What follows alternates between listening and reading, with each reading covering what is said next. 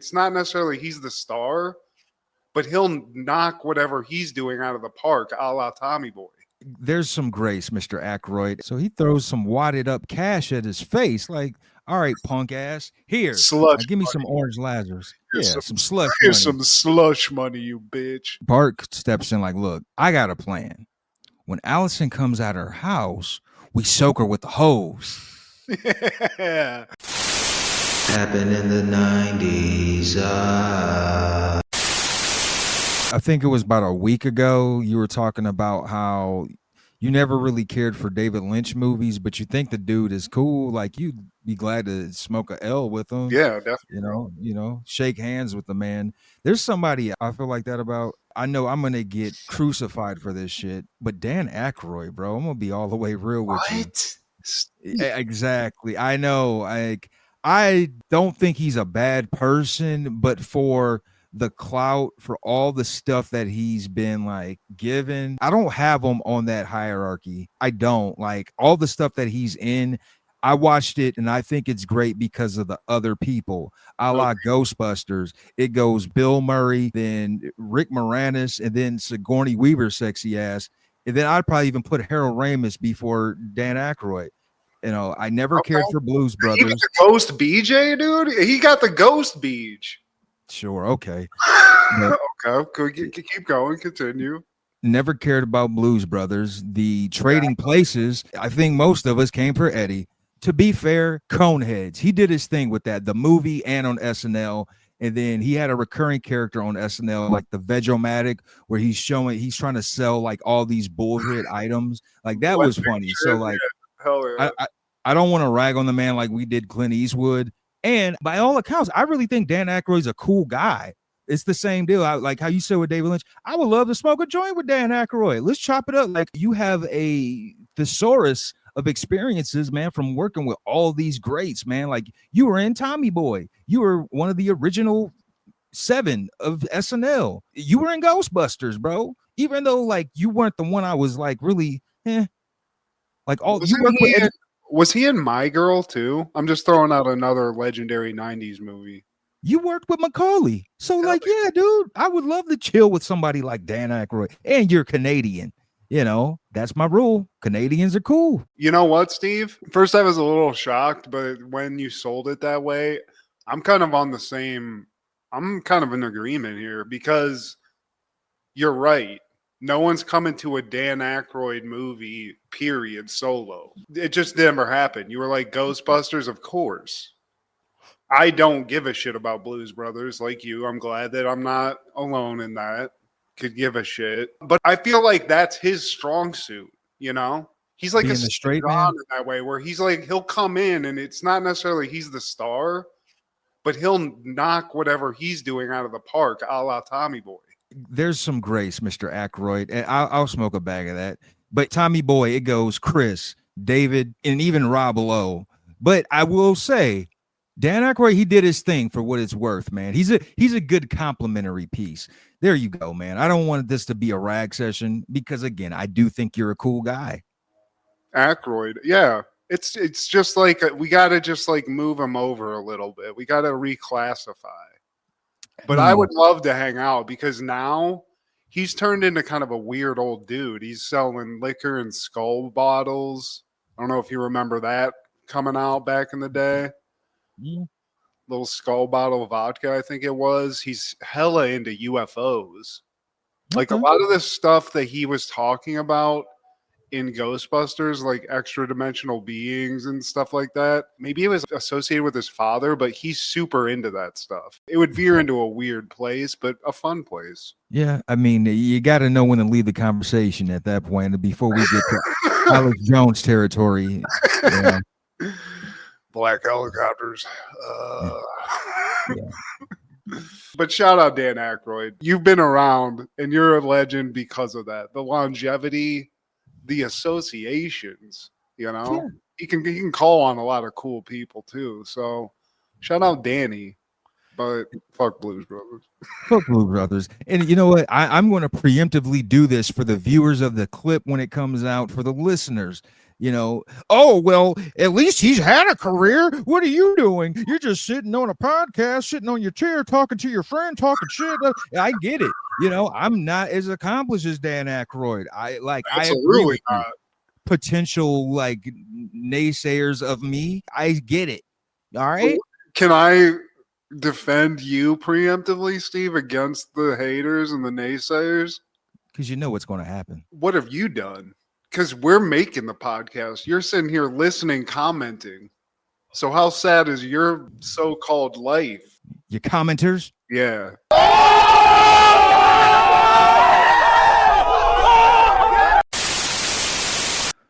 This is Steve G and Mad G with Happened in the 90s, a show where we talk about what happened in the 90s. So get out your Mariah Carey tapes and your Jim Carrey posters, because we're talking about the 90s.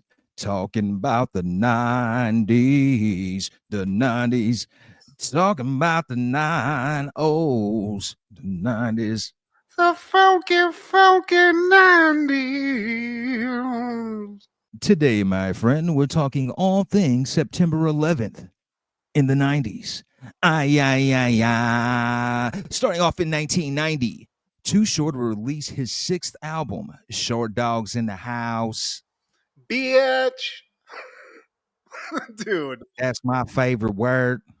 I mean, Too Short, Steve, he's on the Mount Rushmore. Of Cali or just in general? I was thinking about this listening to the album over the weekend. If you just think about longevity, he's been doing it longer than Snoop, right? He's been doing this longer than we've been alive, yeah. Man. His first album was 83, which is crazy. Yeah, that's absolutely insane. So in that way, I feel like he has to be. As far as West Coast, especially Bay Area rap, he is, obviously. To some, he's the GOAT. It's between him and E40. And there was a guy named Mac Dre who passed away. Yeah. He had a cult following. But yeah, it's a subjective thing, man, because to your point, yes, he's had probably the greatest longevity in all of rap, man. He's still going, but if that's your flavor. Yeah. No, I get it. And I'm the same way. I mean, he kind of bridged the gap between that 80s hip hop and this too. But that being said, I don't know if you can trademark the word bitch, but he should. It's made him famous and will make him famous forever. I mean, people sample that, people say it all the time. Personally, my favorite song is Just Another Day, because it's kind of that perfect mix of G-funk beats and his rap style. But this album I didn't realize this was his freaking 6th album, which is crazy. I mean, I enjoyed it. I'm a big enough fan to where I can listen to him consistently on a 2-hour playlist because he has that kind of catalog. But on this album, I added a couple to the playlist. The Ghetto. Yep. I added the song Ain't Nothing But a Word to Me with Ice Cube. Pimpology. Pimpology is nasty. Hard on the Boulevard, because it is sometimes. And one of my favorites was Punk Bitch.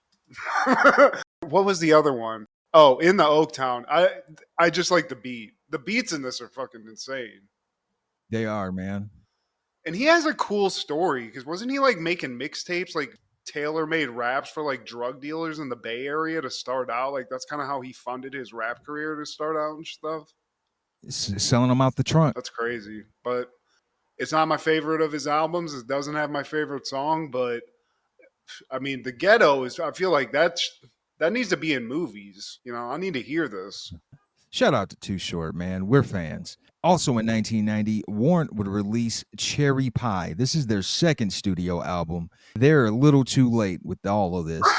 Dude. God, they suck, Steve. I never liked this song. I just found it funny. It seems just a spoof song almost. It's so on the nose, but this is cheeseball. This is a decade too late. And from what I'm reading, I'm glad I'm reading this. It seems like the good stuff that we're hearing in it, maybe some of those tasty guitar licks, they didn't even play them.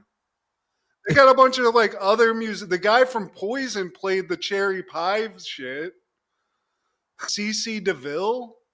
CC DeVille? Jesus. Apparently there's another guy, Mike Slammer or Slammer. I hope it's Slammer. The rumor is that he actually did all of the guitar work in this. And that the two dudes, Eric Turner and Joey Allen, played nothing. So Warrant just plagiarizing, stealing, I guess. Cherry Pie sounds like a Poison song, Yeah. you know? They're like the Milli Vanillis of rock. Basically, they just are like, the formula works, guys, but it would have worked a decade previously. But this is a 90, and they're like, yeah, dude, like, let's just get the hair really blown out. Let's do it. Yeah. Let's really lean into this. I got the cod piece. Let's bring it back. We're going to rejuvenate this era, this genre. But that's why I wanted to cover it. Like, I could have sworn this album came out in the 80s. And like, I find it funny that they're still holding on to this in the 90s. Like, maybe they haven't been completely lopped off yet, chopped off. Like, Nirvana hasn't came out. Alice in Chains just came out for the first time. So we haven't gotten a feel for the grunge, because that was the knockout punch, the Soundgardens, the Pearl Jams. Yeah, I mean, they just snuck in. They squeaked this one in right before that stuff came out. I feel like the record label was seeing it too, and they're like, just put this out before these other guys. We get this Alice in Chains out, because Joey's probably going to need to do some financial reassignment. But yeah, this whole album, and dude, I gave it a shot, because I've been like quietly shocked about how much I'm starting to like 80s and 90s like rock a little bit. Like, I'll listen to it and have some fun. But there's some weird messaging in some of the songs. They're all like these shitty power ballads from like the 80s that we all know and love, not from this band. But there's this one song called Uncle Tom's Cabin. And I'm pretty sure like they're either alluding to some sort of molestation. I don't know. There's a secret about Uncle Tom, and there's a cabin, and I don't fully understand what I heard, Steve, but I'm concerned. That's weird, because the Uncle Tom's Cabin, from my recollection, had some like racial connotation. I hope it's not that. God forbid.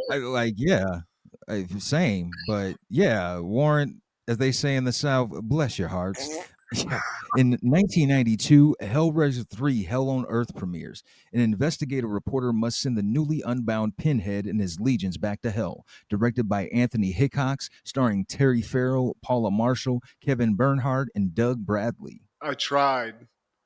I texted you. I said, maybe Hellraiser 3 will make me a believer, because I've never liked Pinhead. It's stupid. Yeah. I never thought of him being in the same table as Freddy, Jason, Michael, Chucky. I'll throw It Clown on there. Like, those guys, they get the steak. They get the tartare. Yeah, dude. You, Pinhead, you get the leftovers. You get the scraps. You're Make some soul creepy food guy in the dorm nobody wants. Like, dude, get away from us. We don't want to see your weird videos. You're not one of us. Hey. He says pleasures too much, too. He's just a weird sex freak. You know, he's in the lifestyle, just rubbing where his nipples used to be. I do like when he killed the characters, though, because they should have been killed for all that bad acting. It's like, oh, that's one less that we have to deal with. It was the acting itself was cringe. My God, dude. Monroe, the weird, like, sexy artist guy that just loves fucking sniz and throwing him out, dude. I could not wait for him to die. Dude. I wanted him to die. I wanted him to be the first fatality. I hated his haircut. I hated his look. I hate the way he talked. Like, Pinhead, just come through. He busted a nut in the most insane way. He does like a fucking Titanic spread. And then he gets shitty with the chick afterwards. He's like, get out of here. You should be so lucky. Wipe yourself off. That's the one thing that I'll give Hellraiser 3. I was kind of like rooting for Pinhead, which, you know, I typically don't do in horror movies. He's supposed to be the bad guy, the monster, but it's like, man, these people are fucking turds. Rid of them all. Here's what I don't like. Because the look, I mean, it's creepy looking. You know, I can dig the makeup effects, but there's two things I hate.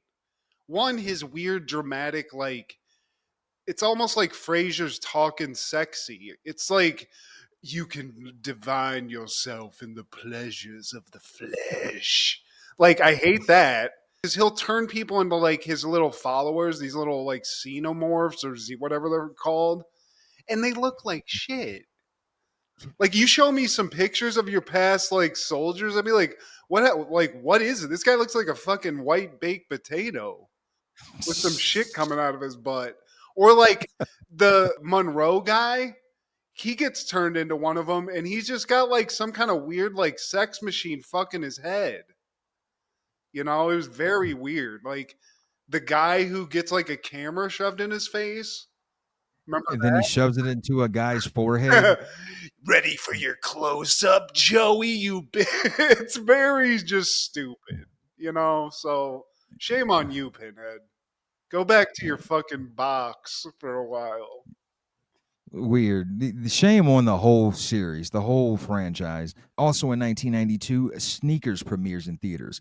A security pro finds his past returning to haunt him when he and his unique team are tasked with retrieving a particularly important item. Directed by Phil Alden Robinson, starring Robert Redford, Dan Aykroyd, Ben Kingsley, Mary McDonnell, River Phoenix, Sidney Poitier, David Strathairn, Donald Logue, and James Earl Jones. Dude, we were talking about this, and I couldn't remember if this movie was good or not, but dude, this movie's tight. Yeah, I it was enjoyed cool. this. It is like Ocean's 11 almost, but just with old people. Got Dan Aykroyd. I mean, you do have River Phoenix, R.I.P. to that legend. Yeah. Yeah, I just kind of dug this, man. It's fun. Like Robert Redford's like one of these guys, and I guess this happens in real life, where you become so good at a crime that you get hired by legitimate businesses to help them prevent that crime from happening, basically.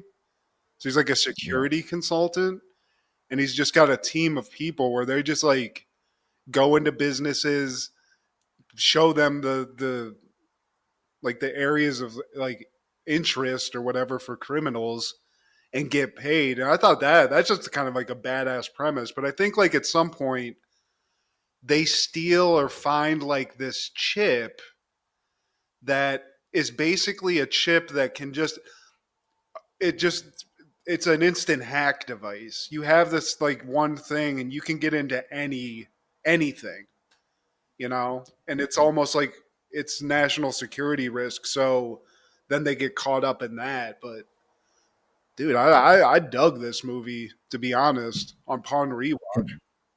And Ben Kingsley, his character Cosmo, he knew Robert Redford from way back in the day. I think they were in college or around that age.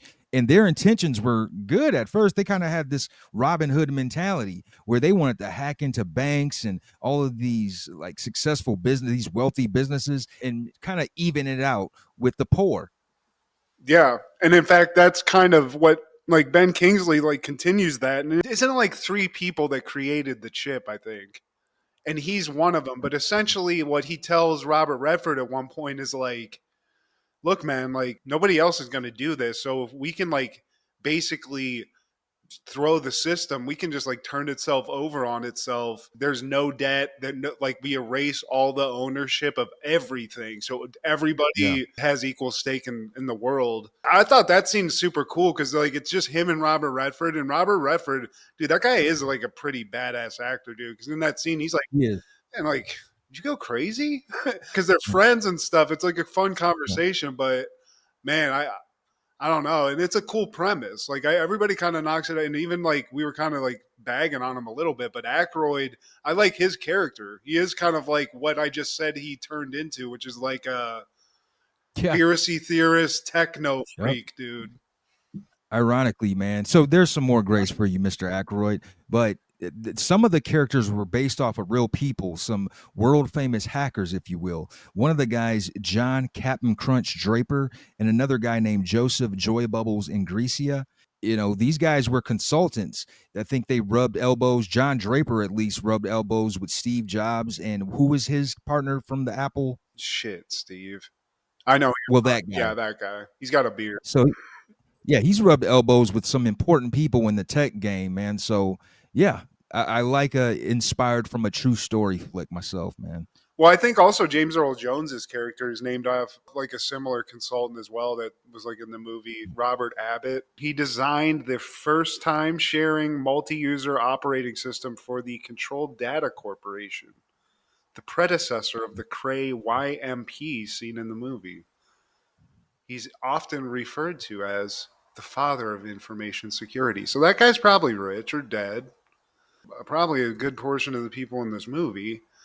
But banger. And it looks cool too. There's a lot of cool scenes. One guy, I forget his name, he's in a lot of stuff. He's in that movie Good Night and Good Luck. He plays like a guy on the team that's blind.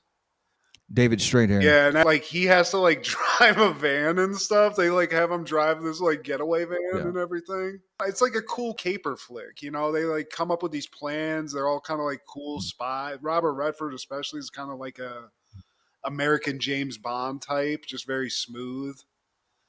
And I mean, you get some James Earl Jones at the end too, dude. I love it. Full of stars. On that same day, Where the Day Takes You premieres.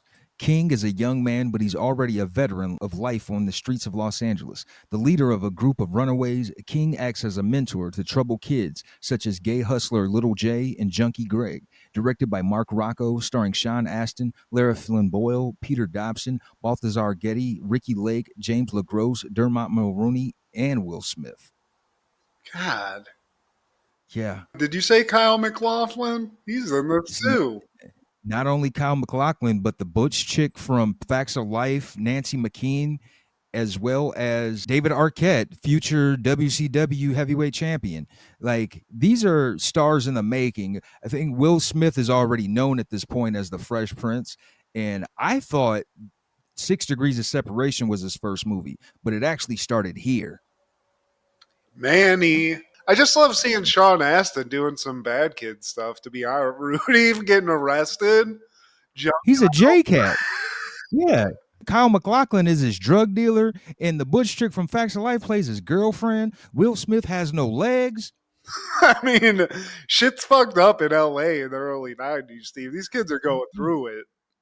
I don't want to hang out with these kids, to be honest. They're jumping on trains. They're getting arrested. They're doing junk in the streets. Shooting people. Fuck it. And the dude, Little J, the gay guy, he's played by Balthazar Getty, and I swear he's a spitting image of Charlie Sheen. He looks just like Charlie Sheen, especially in this movie. It's the same guy that was in Lord of the Flies. He was like the lead character that wasn't Piggy. Yeah, dude, I recognized his face. And he does have a Sheen look. He definitely looks like they hung out in similar, like he's a body double at least. Shit, he might be his nephew. I don't know. It's blood. Too close. Give me a little of that tiger blood. And Laura San Giacomo, what show was she on in NBC? I always thought she was a cute little... She creeps me out. She was a weird, she was in Just Shoot Me. Just Shoot Me with David Spade. Yep. She was also Kit in Pretty Woman, which was sexy. Oh yeah, I like her. She was in something where she was like creepy. She was kind of like sexual in it. What wasn't it? The Stand. It was something that we watched recently. She's a bad girl and she's a little sexy in it. She gets a little crazy. She is in The Stand. I think that's what it is. Yeah, man. Tell me, don't sleep on Laura San Giacomo. It's a very sexy name. It's exotic. Yeah. Take me to another place. Well, that following year, 1993, Legends of the Hidden Temple premieres on Nickelodeon. It would last 3 seasons, 120 episodes. I think they split it between Nickelodeon and CW. It came back for one more season, and it aired 13 episodes. Dude, Olmec? When Christopher Columbus sailed the ocean blue. Do you think somebody has Olmec in their house? Dude, it's probably in an abandoned building right now. Some homeless guy has like the most badass crib in the street. It just has Olmec out there.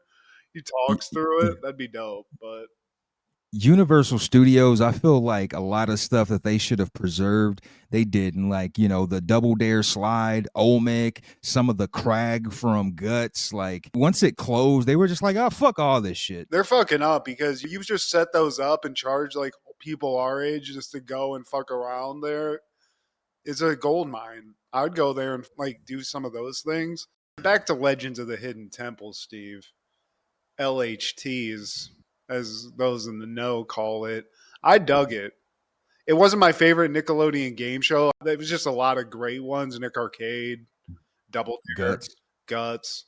Wild and Crazy Kids to a lesser extent. I enjoyed it. I always wanted to do it. I thought it was terrifying that when you ran through the final thing, there would just be crazy like jungle people that just drug you into the depths, I guess. Aborigines or some shit. But it was a way to learn some history, This is a way to kill 25 minutes on an afternoon watching some Nickelodeon as a kid. You could do worse. Yeah. On top of several things, the 90s was also a golden age for child game shows. Dude, I don't even, do they exist anymore? Because this shit, No.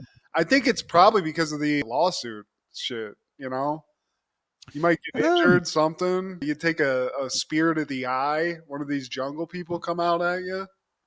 Dan Schneider pops up. Every once in a while, he'll come out and drag you into the depths. Hey, where's my kid? I don't know, kid. Why do you have socks in your mouth, sir? Okay. And I didn't dig the host of this. I think he was kind of corny. They could have done better. Maybe bring the guy from Nick Arcade here. Kirk Fogg. Yeah, Kirk Fogg. He wasn't giving me what I wanted out of the host, but I think they were killing it. I think that you pointed out something interesting. The 90s were just a treasure trove for child game shows. And, back in the day, I loved that. Also in 1993, SWAT Cats, The Radical Squadron, debuts on TBS. It would last 2 seasons, 26 episodes. I'm not going to sit here and tell you that this was one of the best cartoons of all time, but watching it, like the preview and the intro, I dug the animation. It's almost kind of like got a anime style to it. Some lowly cat mechanics. Also have a cool ass freaking jet somewhere in like the secret base, and some dope ass threads whenever they go to SWAT Cat mode. You know what made SWAT Cats possible, or what I think made SWAT Cats possible, was Teenage Mutant Ninja Turtles. I think because of the success of anthropomorphic turtles, then we got some anthropomorphic cats that kick ass. We had biker mice from Mars who could kick ass. We had cowboys of Moo Mesa, fucking cows that can walk on 2 feet and shoot. Also, Darkwing Duck, stuff like that. That was kind of an action show. But you're right. I mean, Teenage Mutant Ninja Turtles, shit like that. Dino Riders, that was another one I used to love. But SWAT Battletoads. I don't know if that was even a cartoon, but the game was dope. But yeah, dude, SWAT Cats, slapping ass theme song. Maybe the guy, one of the people that Warren used to play on their album, played it because it's shredding. Yeah, these guys got a cool ass jet, and basically they're just lording over Mega Cat City, going up against some like pretty intense looking villains. There's like a mysterious like cat magician guy, very like cat whiz. There's a lot of magic in it too, which is weird that they're going up against people with magic with a jet. But I guess you blow a guy up, he can't do any magic. That's why they're the Radical Squadron. But also in 1993, Saved by the Bell, the new class, debuts on TNBC. It will last way too long. I'm talking about 7 seasons, 143 episodes. And I wasn't tuning into this, Steve. We had the pure. These people are taking cuts shit. I couldn't believe 7 seasons because I was like, maybe I'm hating and I just didn't pay attention. And these people went on to like have good careers. No, Belding's pretty much the most famous person in this shit. Screech is dead. And all these people just didn't do shit after this. I don't even remember this, Steve. I didn't remember any of like the stories or anything. Bianca Lawson, one of the unsung hotties of the 90s, she would pop up on various episodes of TV shows that we did watch. I know she had a recurring character on Sister Sister, amongst other things. Like, I do remember watching the pilot episode because I was such a fan of the original Saved by the Bell. And it was basically like, let's keep this formula and just replace the names. I hate when people do, when shows, series, or even movies do that shit. it kind of reminded me of Saturday Night Live when the original cast left, and then the very first episode with the newer cast, they were like, I'm going to be the Bill Murray guy. I'm supposed to be the Chevy Chase guy. Or, she's like Gilda Radner, and then that'll be like the Jane Curry. Like, be your own fucking thing. You already set yourself up for failure. Screech was Screech, Zach was Zach, Lisa was Lisa, Kelly was Kelly. Like, the new class is supposed to be new. Yeah. I mean, the writers just had, I guess it's like, what do we do, guys? What can we change here? I think it's just lazy, honestly, is probably what it was. They're like, why change it? If it's not broke, don't fix it. But you're right. It's just like watered down. Nobody's doing as good as the original, and how could they? I didn't care about it. Maybe there's some kids that are like younger than us, love this shit, and they think about it like how we think about Saved by the Bell. Doubt it. Looks like some PBS shit. Like, Saved by the Bell wasn't blowing anybody's socks off production-wise. This looks somehow less than that. Look at the set. Look at the wall behind it. They just got a fucking weird American flag crumpled up on the wall. Yeah. Come on, guys. Suck it up. Yeah. They didn't even bring back our homeboy PTO. Like, yeah. What? Screech and Dennis Haskins were the only two guys you could get? Fuck, dude. Get Lisa. Get somebody else. Because it just wasn't hitting, Steve. We don't need to kick a dead horse. Tis. But that following year, 1994, Pete and Pete is airing season 2, episode 2, Field of Pete. Big Pete is finally on a winning baseball team. Their secret? Using Little Pete to distract the other team by yelling at them while they're at bat. Then the yelling starts to distract Big Pete. I think this is one of my favorite classic episodes, honestly, Steve. The trash talk and the Orange Julius aspect of this, the weirdness. And I actually want to point out, because we actually said his name, but I think some of the weird, creepy vibe that you get in Pete and Pete is inspired in almost like a David Lynch style. A weird guy that's the coach. Yeah, how they show him and stuff. It just is, I think maybe that it was a little Lynch rubbed off on whoever was making this, but yeah, dude, I love this episode. Baseball season, Steve. Big Pete, always been a loser. Perennial loser on baseball. Never really done much. The stats don't show up. But he thinks this year something's going to change. Something's going to be different. He used to love that game until he met Ed Narens. And I think he's the manager of his baseball team. He's kind of like a mix between Al Davis and Tom Landry because he's got the little fedora. Yeah. He's definitely got that Landry fedora. And he's a winner, Steve. Perennial championship manager, coach, whatever you want to call him. And this guy's philosophy is just win, baby. And he's got that shit tatted on his hands, jailhouse style. Doesn't hesitate to show the kids either. And this is honestly the coolest thing I've ever seen a coach do, especially for Little League. He doesn't even grace anybody with his presence. He's just in the whip, watching from afar, like, I've already done all I needed to do. I just got to wait for that dub to come in. Tried and true champ. I can do this remote. Ed Narens, dude, legend. Never went on to do much more other than Wellsville Pee Wee baseball, but Pete wants to be a winner, and Narens is going to get him there. Then we go to that slaptastic song. Honestly, dude, it grows on me. The older I get, it's just got to be a top 5 kid show song. Polaris just knocked it out of the park. They struck gold for real. Cut to the slush shack, and it's like a slushy paradise. And a bonus, his femme friend, Ellen, she works there. So if they get free slushies after they win, it's another chance to see his friend Ellen. Aww. And this slush shack, every baseball field has this. But this is special. This guy running it, I forget what his name is. I think it's Oppenheimer. Like, it's really Lynch-like for kids. He's got these slushy machines, and it's really his life's passion. But after every win, you get one of these freebies. But no one gets a freebie before Narens shows up and gets that special good. Because they got all these flavors, but he wants that secret sauce called Orange Julius. And even Orange Lazarus. And even Oppenheimer's like, I told you, man, we can't do that. You can't have that. It's too good. So he throws some wadded up cash at his face, like, all right, punk ass, here, Slush give me money. some orange Lazarus. Here's Yeah, some slush Here's money. some slush money, you bitch. So Oppenheimer, he's created a monster. And he like tells Ellen about it. Cause she's like, what is the deal with this? And he's like, I've created the perfect beverage. So icy, so smooth, so creamy. It's the perfect thing. Everything. It's umami in a drink. I want I it so want bad. it. I do kind of want this, honestly. I'll take an orange Lazarus, Steve.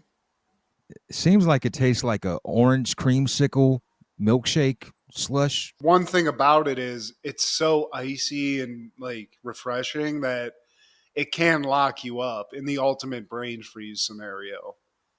In a few seconds. I mean, you have a couple of slurps of this too quick, you're down in a big way. Central nervous system just shuts down. Some say he needs it for the ice cold water in his veins, talking about Narins, because he's sipping it like there's no tomorrow. It's nothing. Just win, baby. And all Pete cares about are the dubs. And they're coming, Steve. He's got even these chuds squatted up, making some plays on the field. But one day that all comes crashing down because Teddy, who we've seen in other episodes of this, Pete's most chuddish of friends, he gets a flu shot, as one does. But, you know, the flu shot contains just a little bit of the virus. And these slushies are so good, Teddy's fucking lipping the straw and just giving everybody a sip. And then his flu just transfers to everybody. And everybody's sick, Steve. So everybody's down.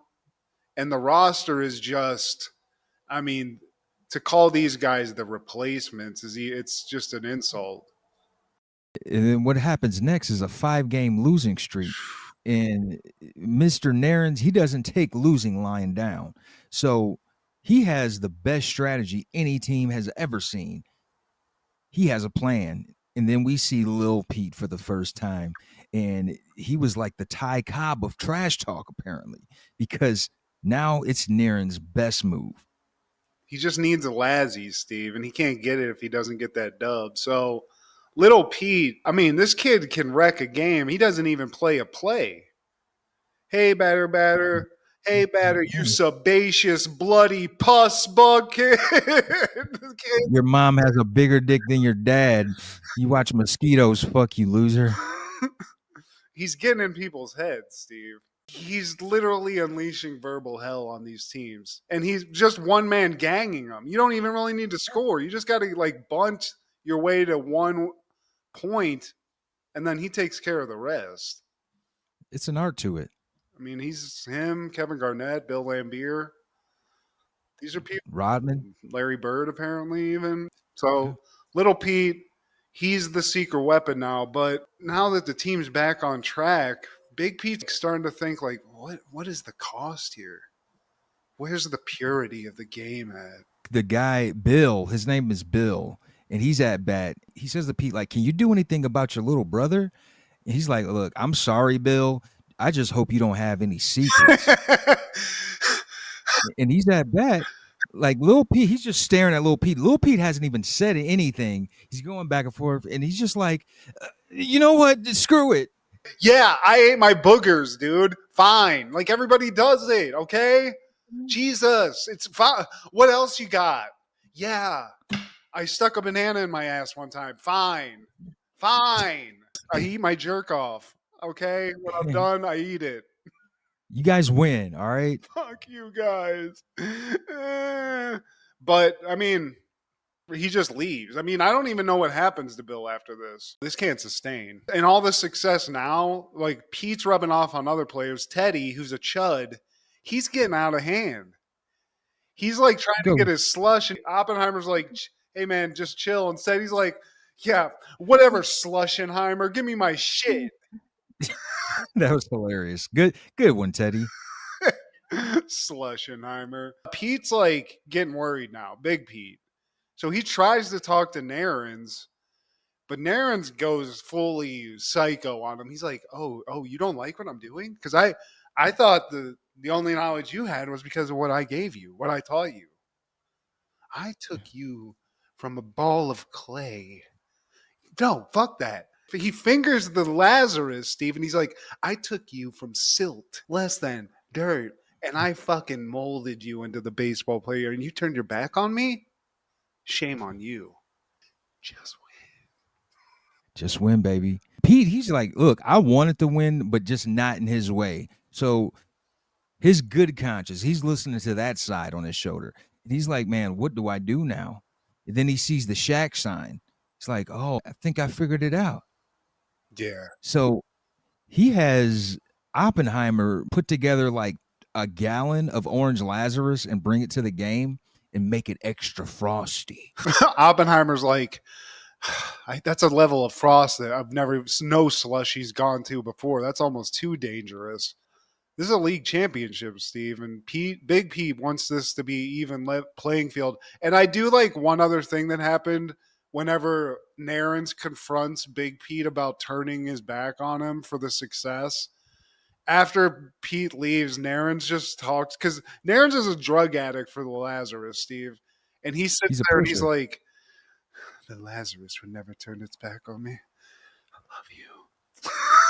Again, he's a psycho, but we get to the league championship. Oppenheimer and Ellen are doing some kind of nuclear level Lazarus creation where the shit's smoking, there's alarms going off, but little Pete's in rare form.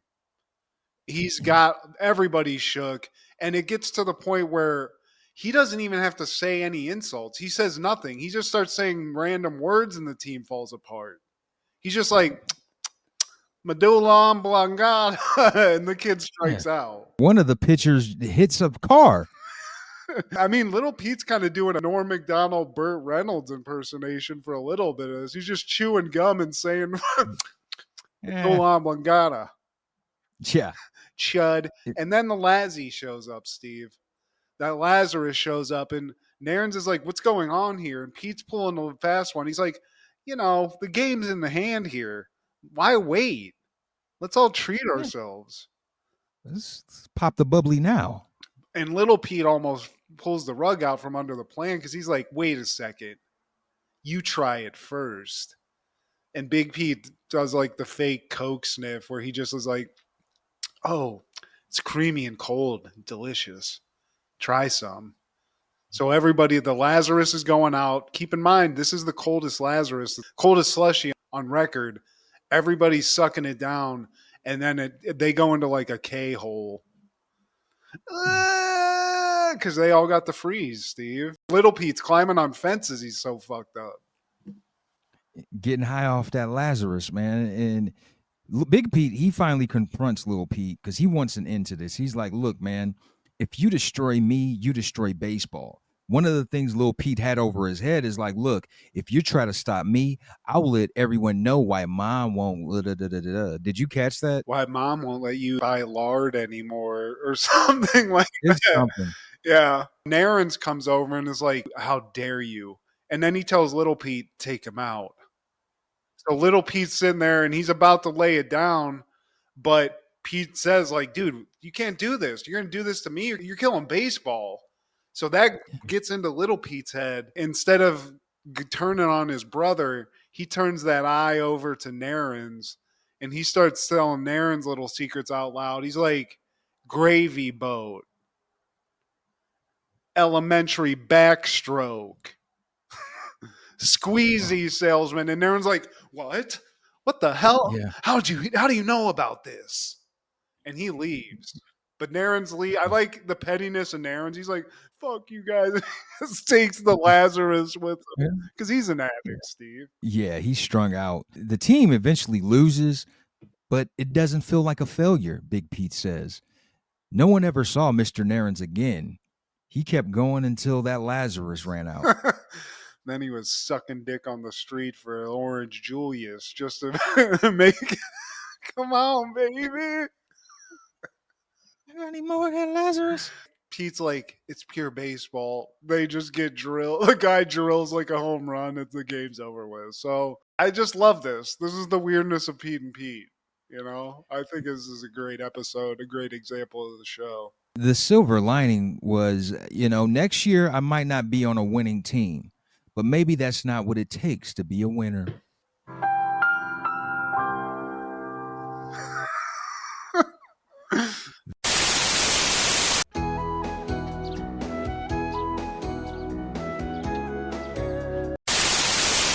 That following year, 1994, Simpsons is airing season 6, episode 2, Lisa's Rival. Lisa is jealous when a new girl in class is smarter than she is. Homer obtains a giant mound of sugar. Hilarity ensues. I can sympathize with this. I think this is a great Lisa episode. She's in 2nd grade. There's a new chick in class, Steve. Allison. And Lisa, Bitch. you know, she's the nerd. She's getting pushed around, like called brain girl and stuff. And she goes over to try to talk to Allison because she's like, oh, new girl. Fun that somebody that can actually communicate at a 2nd grade level or whatever she says. Some smart joke. But turns out, Steve, Allison's younger. She's been skipped a grade, so technically smarter. And it just seems like she's better at everything that Lisa loves. You know? Lisa's like, oh, great. You play that too? Great. Fucking bitch. Yeah.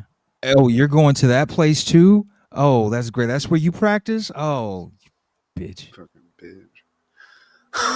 It's basically Lisa's now. It's not even special. She was the smart girl, but now she's a little scared about where her identity is going, I guess. They play saxophone.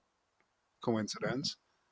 And they're both auditioning for first chair in the saxophone in the band, Steve.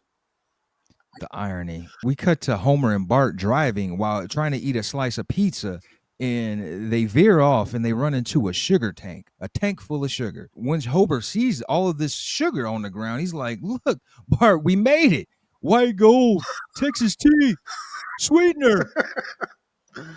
I mean, that's a lot of sugar, Steve. Homer knows an opportunity when he sees one. You know, I don't necessarily understand the business that you're going to do here, but he needs to get some of that sugar. Sugar. Packs the whole trunk. I don't know if he gets it all, but basically his scheme is it's very Always Sunny. They did this before that. Let's go door-to-door sugar sales. You know? Fuck it. And back at the Simpson household, Lisa, she asked her mom, like, why haven't I skipped a grade? Like, I should. I'm smart enough. Maybe you should be a little nicer to Principal Skinner, if you know what I mean. Mm-hmm. Have you seen Forrest Gump? She did some stuff. She just wasn't supposed to do it, Steve. Lisa's just a smart, normal girl. She's not special like Allison. When they're at the dinner table, as they're trying to eat, they couldn't help but notice, like, why am I losing teeth? What's going on? And Homer's like, I put sugar in everything. You got to use it before you lose it. I don't understand getting high on the own supplies, Steve. That's not right. You know, you should have learned from Tony Montana. And then now we're at the band audition. Lisa, she plays a nice tune. She's been putting her work in, rehearsing and whatnot. And then right after that, Allison, she plays a tune and she goes the F off. Yeah. I mean, she's Bill Clinton on Arsenio, and Lisa's just playing backup in the Letterman band. But this leads to like a howling piano style saxophone duel off where Lisa's like, oh, you got that? Well, let me throw a little Curly Sue. A battle of the saxes, Yeah. if you will. Get that sax. Oh, I also like, because Lisa does practice for this quite a bit. And at the beginning, she's trying to find a place to practice. Everyone's kicking her out. And Marge has this weird like sex dream about Fabio, like on like a boat. Yeah. And Yeah. she wakes up because Lisa's playing. She's like, Lisa, stop wrecking my sex. I mean, sex or whatever. Yeah. They're going toe to toe, Steve. And Lisa, she's turning red. Allison's turning red. But at like the climax of this duel off, Lisa just passes the fuck out, Steve. Then the next scene, she wakes up out of her coma and she's surrounded by everyone. The conductor lets her know that she didn't make the band. It's a dream. And she wakes up from it. The conductor's like, hey, Lisa, you made it. She's like, what? I made the team? No, you made it back to consciousness. Allison made the team. You're going to be playing back up to her now. And she screams like the bad dream she had previously. Lisa, she confesses to her mom, like, this girl's better than me in everything. That made me special. And Marge is a mom, Steve. She's like, you're special. Like, you don't have to worry about what other people are doing. She gives good advice, but Lisa ain't hearing it. It's like, you don't know this bitch like I know her. She is evil, right? It doesn't make sense when you're bitter. But now we're at Homer going door to door selling sugar, and it's Principal Skinner at the door. He's like talking to his mom. Seymour, what are you doing? I'm talking to the sugar man. I'm talking to the door-to-door sugar man, Mom. Because he's all about it. Like, you think this is a dumb idea. Skinner's all into it, but his mom won't let him go. And he's like, thanks for getting me in trouble, Simpson. I'm grounded. We come back to school, and now we see Allison's getting bullied in those same situations where it'd be Lisa being the butt of the joke. Lisa sees this from a distance. She can't help but feel a certain way. Like, that was supposed to be me that got pushed over and called the brain queen. Yeah. She's even taken that from me. She used to be that person in the mud. Homer, he announced that I made $1, but Marge is like, what, you lost $40 by not going to work. And your boss said that if you don't go in on Friday, don't even bother coming in on Monday. Woohoo! 4-day weekend. He is a little paranoid because this sugar pile is just in his yard, Steve. So anybody can come and get it. You know, so you gotta have some security. You gotta figure it out. This isn't just a side hustle now, Steve. It's all consuming. Lisa, we get a dream sequence from her as she's trying to console herself, saying, you know what, there's nothing wrong with being second best. And then in her dream, she's in a concert with like the number twos, if you will, Garfunkel, Oates, and I don't know who the third person was. I'm spacing. I didn't write it down. Yeah, but it's just no fun. Who wants to go see the second best musicians, you know? That's a Warren concert, basically. Yeah. For some reason, like when she wakes up, Bart tells her about Milhouse, who's like in a fugitive situation. I don't know how we got there. I think Bart called the feds on him to fuck with him because he just keeps alerting them to where Milhouse is. Because Bart's like, look, this whole situation you got with Allison, it can be taken care of in a certain way that maybe isn't the best way. But just like my boy Milhouse, and he's being tailed by the FBI right now, so we could get some with Allison the same hemisphere. You know, he's trying to turn Lisa to the dark side, basically. She's like, you know what? I don't have to be so petty. I should be nice to her and look at her as a friend, not a competitor. We cut to Allison's house. She has Lisa over, and she meets Allison's dad. Oh, I've heard such great things about you, Lisa. You're a wonderful person. I'm glad someone can play our anagram game.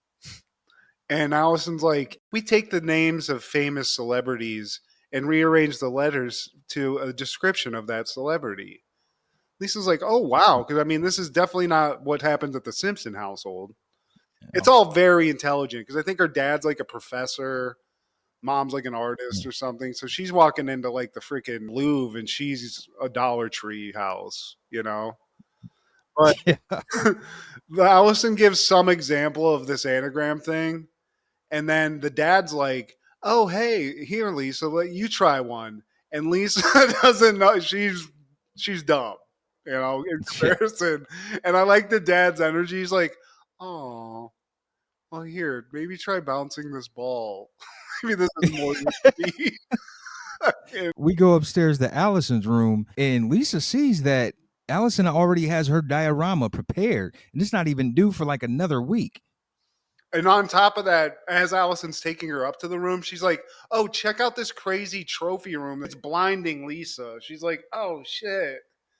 Yeah, I have a second place trophy. It's pretty cool. It's awesome. But she's like, oh, you want to see this cool diorama I did for the competition? And Lisa's like, that shit's not due for like a week or whatever. And she's like, it's diorama. Like, how can I wait?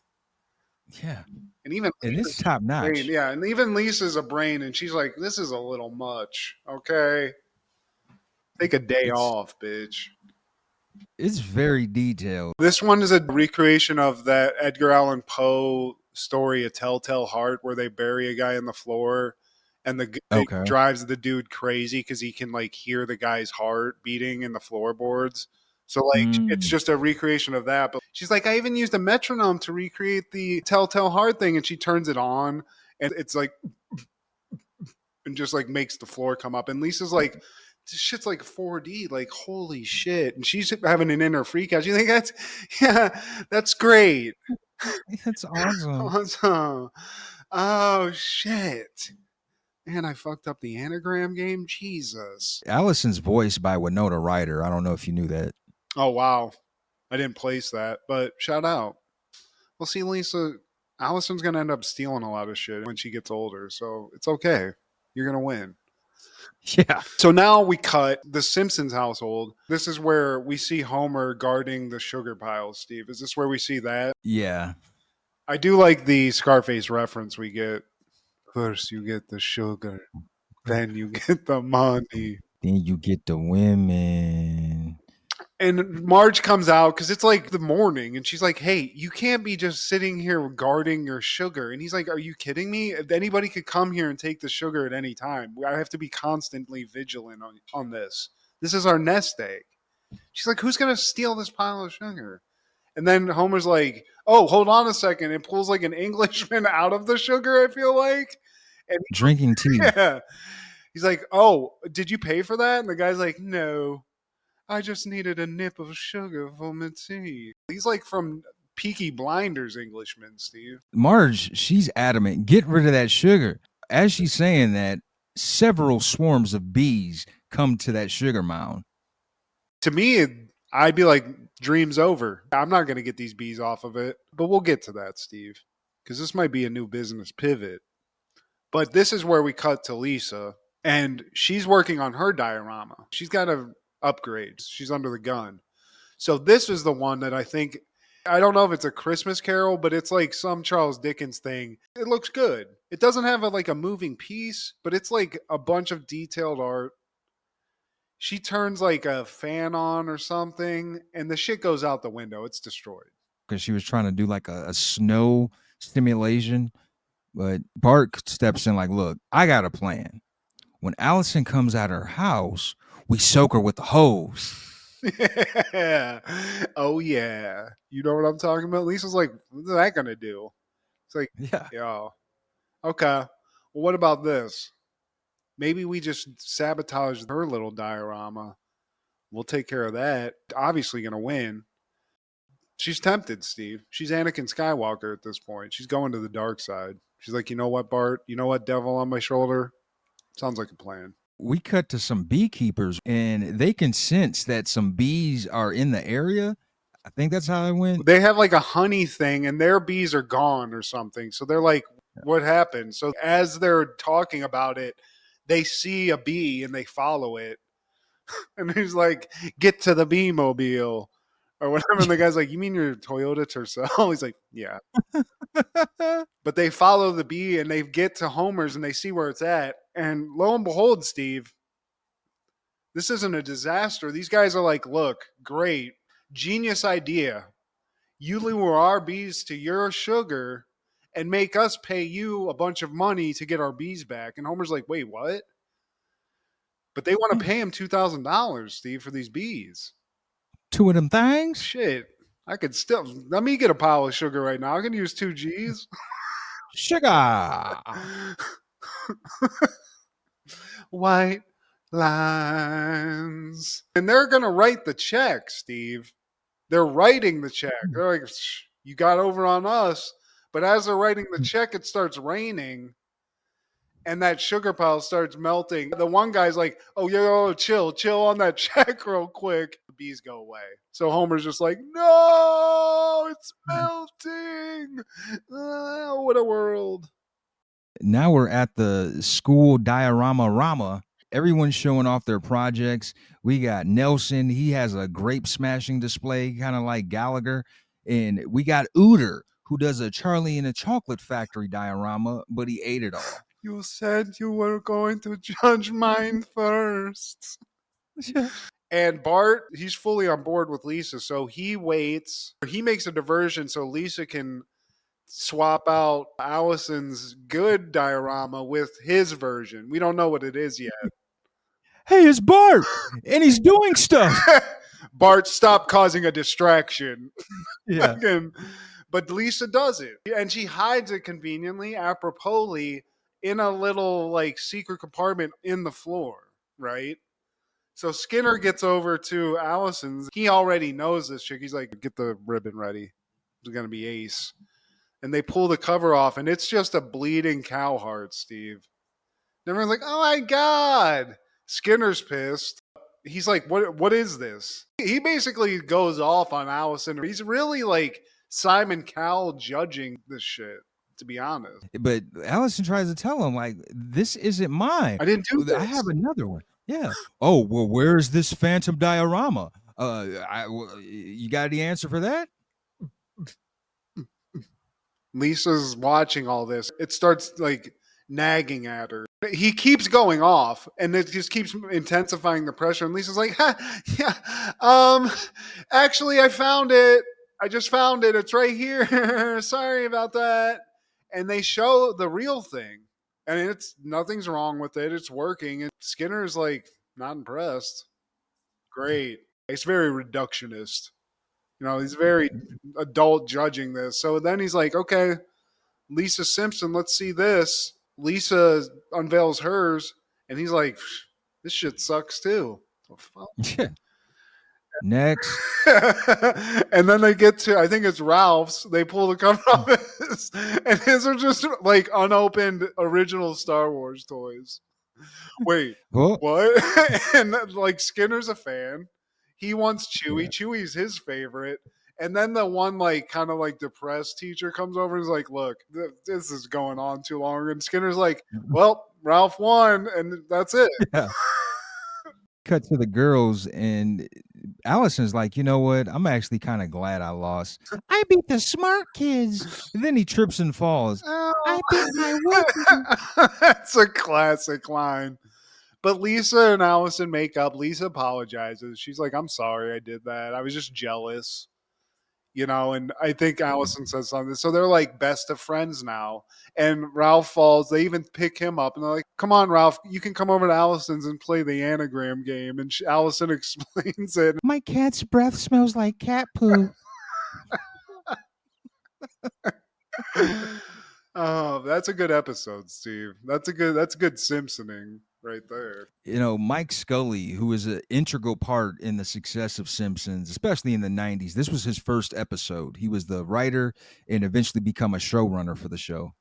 We always talk about specific characters, like the episodes that are centric to them being like bangers. I feel like Lisa has a lot of those good ones, you know? Yeah, if it's Lisa-centric, more than likely it'll be a classic. Hell yeah. In 1998, Rounders premieres. A law student and his pal gamble for high stakes. Directed by John Dahl, starring Matt Damon, Edward Norton, John Turturro, Famke Janssen, Gretchen Mol, John Malkovich, and Martin Landau. I dig this movie. I think this is a good poker movie. There's a few of these, like gambling movies. I don't ever remember that Adam Sandler movie, that Uncut Gems movie that came out like few years ago. These movies about gamblers that are like addicts, always very frustrating to me because it's like, just leave, just take your money and leave. Inevitably, you just can't fucking do that shit. Sandler was annoying the hell out of me in that movie, like, because it's the same deal, man. But Rounders, I didn't even get a chance to watch it, but I wanted to cover it because I knew that you had it in your collection. Hell and yeah. If Matt had it in his catalog, it had to be good. You read off the list of celebrities in it. Damon's great in this, and he's basically like a guy who's great at cards. He's got a buddy who's a piece of shit who gets involved with all these gangsters that he's in deep with, who's played by Edward Norton, who's great. He's a great like scumbag friend in this, because he kind of gets Matt Damon involved. Malkovich plays, I think his name's like something KGB, but he's just like a Russian gambler. And he's like centric to it. He's the one that like they owe the most money to. Him and Matt Damon have like this really great back and forth competition at the end. It's like the end of the movie, which is the most insanely frustrating part. Just a lot to like about this movie. It's got style. Matt Damon's the main character. And when he's gambling, I think something fun that they do is they kind of put you in his thought process. He's narrating it, so he kind of like tells you is like what's going through his head, and like that's kind of how you move forward with the stories through those narrations. And I just think in terms of like a gambling movie, this is a fun one. This is a nice like 90s. It's not like too action packed or anything, but just a lot of good acting, a A lot of famous people. I mean, you get to see Matt Damon get roughed up a lot too, which is nice. Get that pretty face a little banged up while he's gambling with all these degens. Charlie KGB is what that guy is, Malkovich's name, but he's great in it. Get this man his money. He's got this like deep, thick Russian accent. He's great. He eats Oreos while he gambles, and I always respected that. He's like sitting there like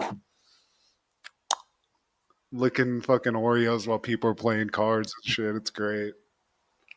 What are your callbacks for this week? This is kind of just like an aside to you. It's not really a callback, but we had on the list this thing called the Mark Wahlberg Show. Yeah. And I'm sitting there racking my brain going, I don't remember Marky fucking Mark ever having like a talk show or anything. And I'm looking for it, Steve. Come to find out, it is Mark Wahlberg, but this is not the Mark Wahlberg that we all know and love. This is not fucking Eddie Adams from Torrance. Because this Wahlberg doesn't have the H, and that I was led down that rabbit hole too. It was like, oh, and I actually remember this guy. Like, I actually watched this like show a couple times in the afternoon. Like, dude, that's totally not Dirk Diggler. That ain't Dirk. No. So, but for a while I was convinced, like, damn, Mark Wahlberg had a damn talk show this early in the game. Like, what? Take my robot cars. Park them over in the yard. In the yard. It's my big dick. I'm here to fuck. This show is insane. But no, that's it. That's it, Steve. What about you? Just to piggyback off that, for some reason, 9/11 in the 90s, in 95, that was the day of giving a celebrity or just a talk show. Because also Danny Bonaducci, he had a talk show that debuted on that same day. Gabrielle Carteris, the mother hen of Beverly Hills 90210, she had a talk show. And then Tempest Bledsoe from Cosby Show. I don't think I had that on the list, but she had a talk show. She was the third oldest daughter. And yeah, I forgot that was a thing, but they were just like, everyone gets one. Oprah just gave away cars. They were giving away talk shows like hotcakes. Yeah. Screech had a talk show. You didn't remember this? Right. Kevin Green from the Pittsburgh Steelers had a talk show? What the hell? Alfie from My Brother and Me had a talk show? Kendall Gill had a talk show? Mario Lopez? But yeah, that's all I got, man. Please like, share, subscribe, and comment. Please tell your sister she's my cherry pie, sucking on my dick, and I don't know why. Please check out Crushgasm every Wednesday with Kendra G, our guy Clark the Shark on Podcastle, and Wrestling with Ronzilla on TikTok. This is Steve G and Mad G with Happened in the 90s. Matt was the fat kid, Steve was the flat kid. Life wasn't always great, but you know what was? The 90s. Happened in the 90s. Yeah! Just win, baby.